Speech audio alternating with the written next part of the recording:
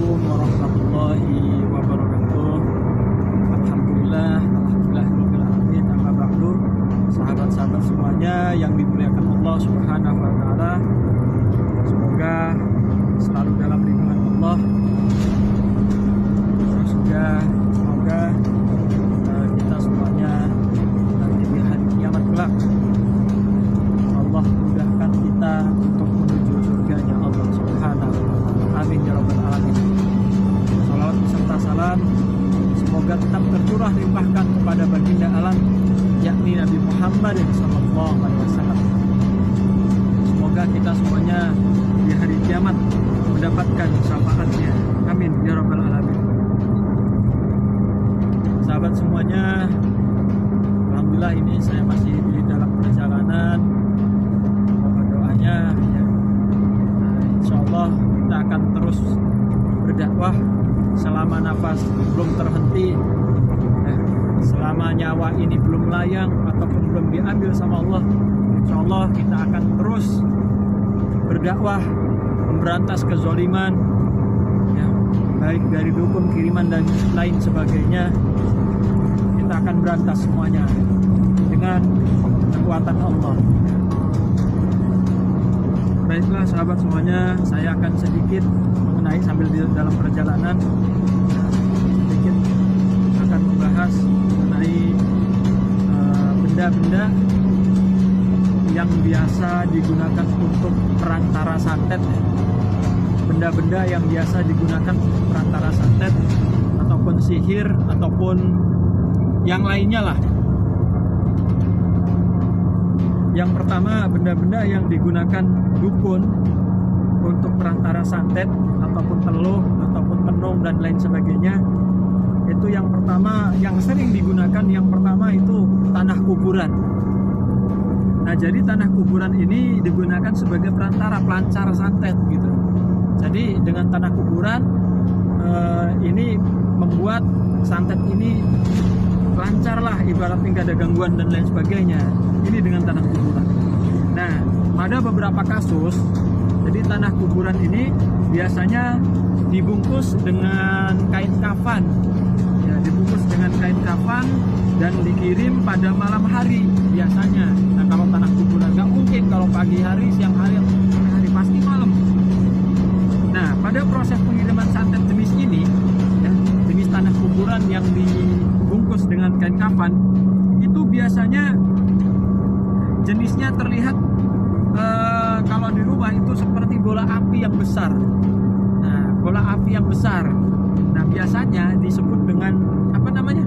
Dengan banaspati ya, dengan ilmu banaspati lah yang dikirimkan dukun itu. Nah, biasanya meledak di suatu rumah ataupun calon korbannya gitu.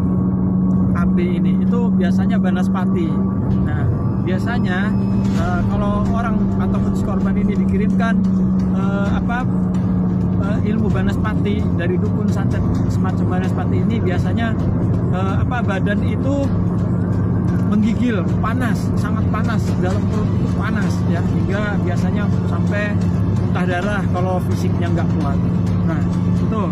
Nah, efek dari santet jenis tanah kuburan ini biasanya ditunjukkan agar merusak rumah tangga. Nah, ini biasanya yang terjadi nih.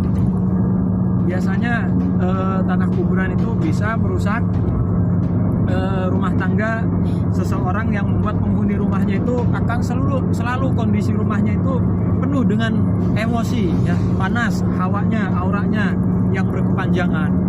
Nah, ini ya, makanya tingkatan bangsa jin yang paling tinggi, ibaratnya naik pangkat, itu tingkatan yang paling tinggi itu bisa mencerai-beraikan keluarga. Itulah misi dari bangsa jin tersebut ya.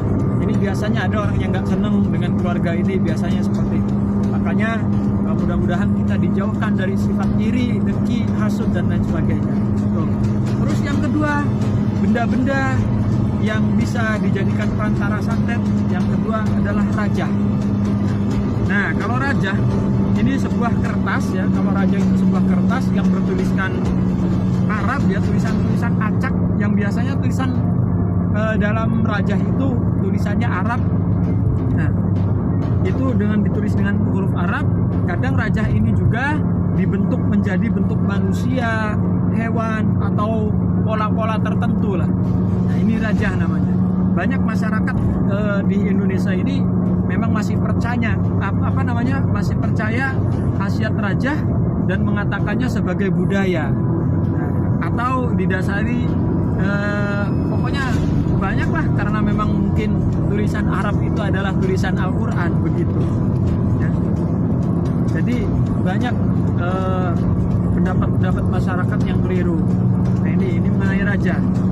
Nah, benda ini semacam ini ya, raja ini padahal di dalam Islam secara tegas sudah menyebutkan bahwa raja ini adalah bagian dari praktek sihir atau santet ya. Atau santet yang memang benar-benar tercela ya. Ini raja yang bentuknya seperti ditulis di kertas putih ataupun yang lainnya lah, atau ditulis di kayu ya, yang dilakban dan lain sebagainya. Nah, itu namanya raja ya. Terus kemudian selain raja ya, benda-benda yang bisa dijadikan perantara santet, yang ketiga itu adalah buhul. Nah, kalau buhul ini memang tempat persembunyiannya jin ya. Tapi secara detail buhul ini mempunyai arti ikatan ya, ikatan atau tali temali. Nah, maksudnya apa?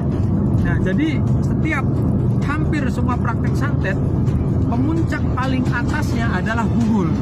Nah, puncaknya santet itu adalah buhul ini. Kenapa? Karena bisa mengundang banyak jin, bahkan rajanya pun pasti masuk gitu di dalam tubuh si korban ini. Nah, ini jadi puncaknya paling atasnya ini maksudnya buhul itu adalah perjanjian dengan jin menggunakan buhul. Jadi manusia ini ataupun yang nyuruh ini udah perjanjian lah sama dukunnya bahwa ini bla bla bla segala macam. Nah, itu adalah ikatan. Nah, namanya buhul ya. Tuh. Terus kemudian ikatan ini biasanya ya, ikatan buhul ini ukurannya sangat kecil sekali, sehingga di dalam rumah si korban ini tidak diketahui adanya apa-apa segala macam ya, tidak tahu. Karena apa? Karena buhul yang kecil itu tidak terlihat. Itulah hebatnya bangsa jin itu ya.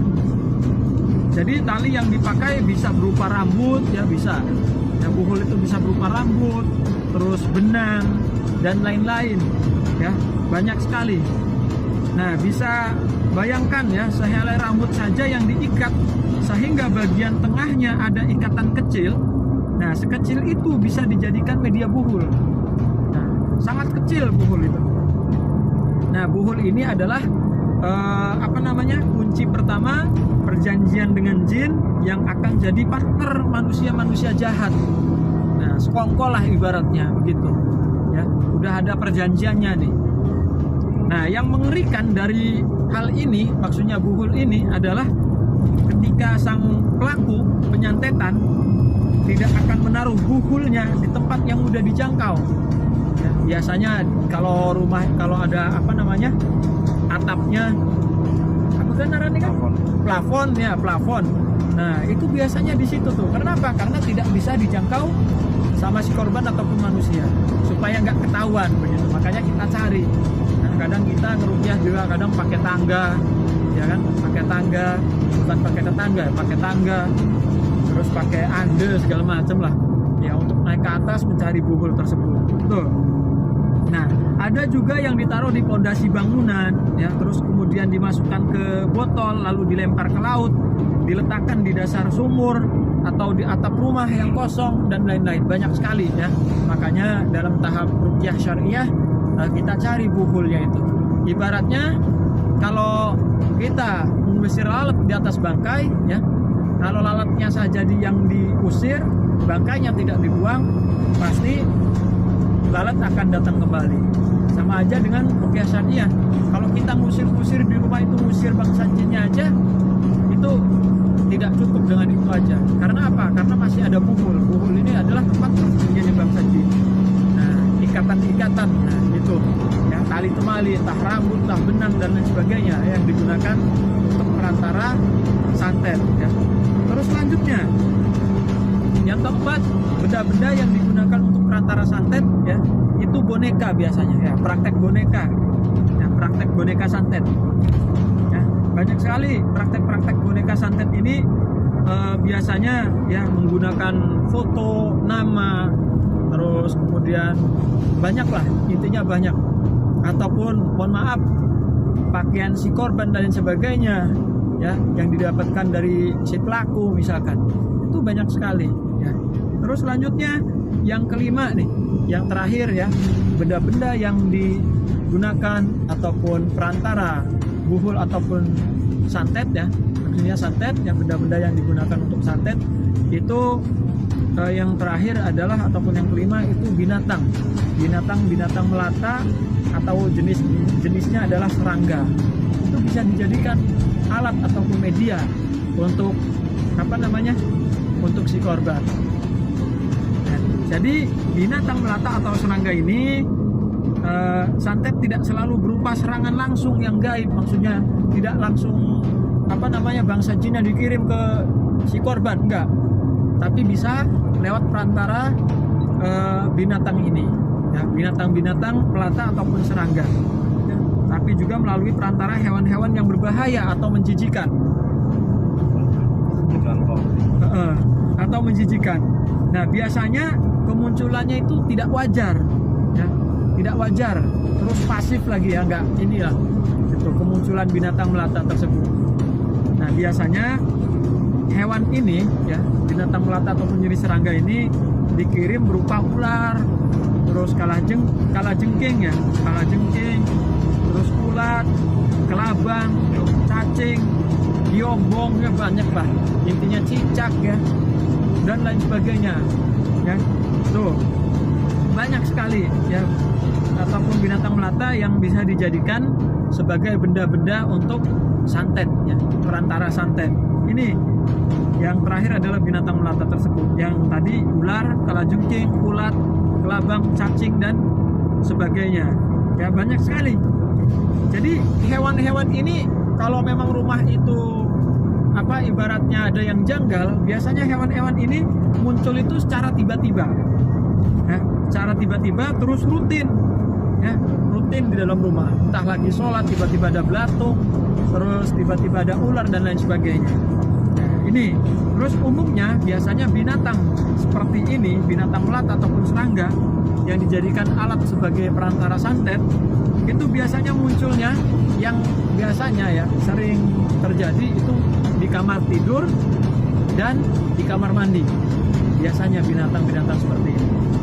Nah, terus kemudian apabila ya sahabat-sahabat semuanya menemukan binatang-binatang semacam ini, binatang melata ataupun jenis serangga yang barusan saya sebutkan, ular, ulat, belatung dan binatang-binatang melata dan serangga yang lainnya ya, yang merasa janggal, terus kemunculannya secara rutin terus-terusan, yang ada di kamar ataupun yang di kamar mandi ya, terutama dua ruang ini nih ya, dua ruang ini cirinya kalau memang itu adalah santet, itu di kamar mandi dan kamar tidur.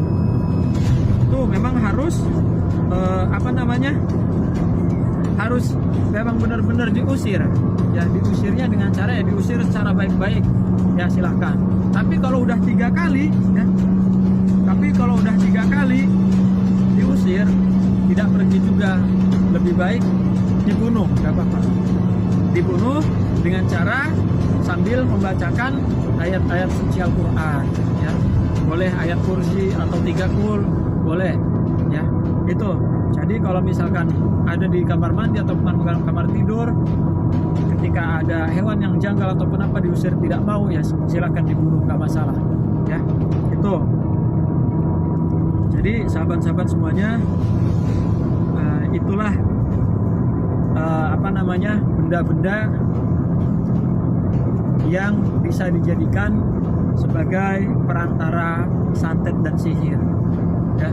Itu sahabat, mohon disimak baik-baik, mudah-mudahan bermanfaat ya. Apabila ada kejanggalan di rumah itu gak usah panik, gak usah ini ya, tapi berbaik sangka aja. Ketika hewan ini tidak mau diusir atau kenapa, gak apa-apa, dibunuh saja. cicak, terutama yang rumahnya banyak cicaknya. Nah, itu rumah yang banyak cicaknya itu biasanya banyak bangsa jin di situ, yaitu faktor lingkungan biasanya. Kalau faktor maksudnya kalau banyak cicak ya, faktor lingkungan maksudnya bangsa jin ampar mampir ke rumah itu, entah betah di rumah itu, membuat auranya panas di rumah itu, banyak sering terjadi emosi di rumah itu dan cekcok dan lain sebagainya. Itu sahabat. Terus kemudian ketika sahabat-sahabat semuanya ingin menetralisir rumah ya, itu bisa dengan sisa air wudhu ya, sisa air wudhu dipelkan di rumah ya, sisa air wudhu bukan bekasnya ya, tapi sisanya. Makanya kita wudhunya di ember, jangan di keran. Kalau bisa langsung dari ember, sisanya itu dipelkan di rumah. Ya, itu bisa untuk melagarin rumah dari jenis-jenis binatang-binatang melata ataupun jenis santet lainnya. Itu sahabat. Jadi itu sedikit mengenai benda-benda yang bisa dijadikan untuk perantara santet. Ya. Mudah-mudahan kita semuanya terhindar dari segala macam jenis penyakit, gangguan jin, santet, teluh, tenung, dan lain sebagainya. Mungkin itu saja sahabat. Semoga bermanfaat.